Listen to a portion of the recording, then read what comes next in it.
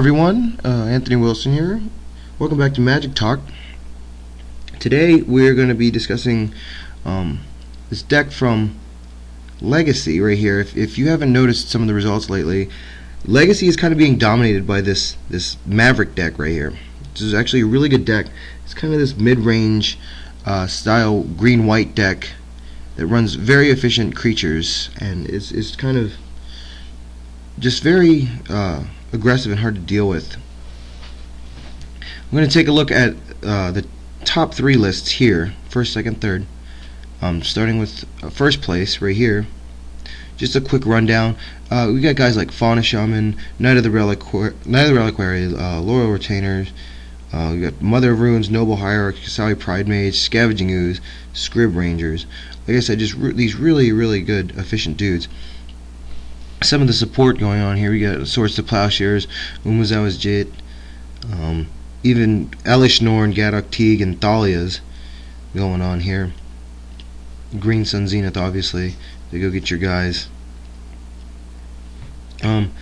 So as you can see, like, the deck is just these really amazing creatures. It's very straightforward. I mean, there's nothing super complicated to the deck.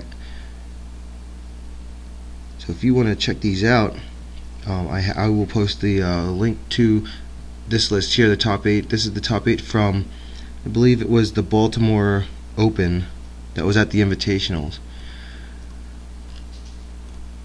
Pretty much all three decks are extremely similar. There's not a lot of differences in the decks. So you see this one, as far as legendary creatures go, no Gadok Teague in the main, just 3 Thalias. And in the sideboard here, there are more dudes, more efficient guys, and then you got some backup like Relic of Progenitus, Tormund's Crib, Aethersworn Canonist, runs Choke, Rule of Law, Path to Exiles. There's the Gadok Teagues. Now the Linvala is here is for the mirror match. As you can see, activated abilities of creatures your opponent's control can't be activated, which is actually kind of the secret to beating the mirror match. So that's pretty much what the deck looks like. It's very straightforward, just really efficient mid-range deck. But some people are having trouble beating this deck in Legacy, so I've decided to talk about some of the ways that you can actually beat this deck. And it's actually some really cheap cards that you can put in your sideboards to help beat this deck. First of all, you have Curse Totem, 75 cents here. Curse Totem, an artifact for 2 mana. Players can't activate abilities of creatures. Is pretty much what it comes down to. You can't activate any of their abilities, which is, if we go back to the list here, you have Fauna Shaman, activated ability, Knight of the Reliquary, Loyal Retainer, Mother of Runes, Noble Hierarch. All these are activated abilities. Even their artifact removal is just Kassawi Pride Mage. They can't activate it to actually get rid of your Curse Totems. So, and you move down here to the sideboard, there's actually no removal for it. There's no way to get rid of Curse Totem. Another really good one, for 99 cents, you have Dampening Matrices. If you're not running any artifacts or any artifacts with activated abilities, this isn't a bad alternative either. For 3 mana, activated abilities of artifacts and creatures can't be played unless they're mana abilities. So they can still use their Noble Hierarchs, but after that, nothing else. They can't equip their Jit. Now they can't, like I said, can't use Kassawi Pride Mage to destroy the your artifact. And then they can't activate Scavenging Ooze. They can't activate Scrib Rangers abilities, which doesn't matter because they can't use Mother of Runes anyway. Back down here to the sideboard. In this deck, no ways to destroy artifacts. No non-creature artifact destruction. Same here. No non-artifact or non-creature artifact destruction. So really, these are 2 really good answers to the deck. Another one, obviously, is Linvala, which they're doing in their own sideboards. Activated abilities of creatures opponent's control can't be activated. It's a great way to shut down their deck. Another really good card that some people don't think of sometimes is Wrath of God, or any kind of board sweeper that can just clear their board of all their guys.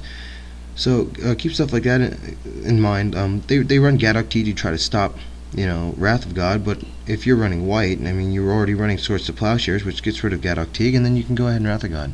So 3 really good cards, just really simple cards to obtain, very cheap cards that are a great way to deal with Maverick. So if you're having trouble with this in your area, or you plan on going to an open series where you plan on seeing all of this deck, it's everywhere, it's a great way to stop that deck. So hopefully that'll help you out in future Legacy tournaments. Something else real quick before I get off of here. If you guys want to follow me on Facebook, obviously I will post a link to my Facebook down in the description box. Also, my videos are now featured on 2 different websites. If you would like to check these websites out, they're pretty cool. One is Tap and Attack Games. They're pretty cool people. It's actually a friend of mine started this site. Really good articles and upcoming events if you happen to be in the South Central Pennsylvania area. Also, a new website called Pack to Power. If you go to the site here, the link will be in the description box. The first thing you'll see is one of my videos come up from back in the day. They posted one of my old Magic Talk videos, and they're constantly updating their blogs. It's actually pretty insightful. Like I said, these are another couple people that I know. They're really good people, and they're pretty helpful as far as articles and stuff, and they update their site pretty frequently. So check those 2 websites out. I'll have, like I said, I'll have links in the description box below. You can check them out. So yeah, all right. Well, until next time, I guess I will talk to you later.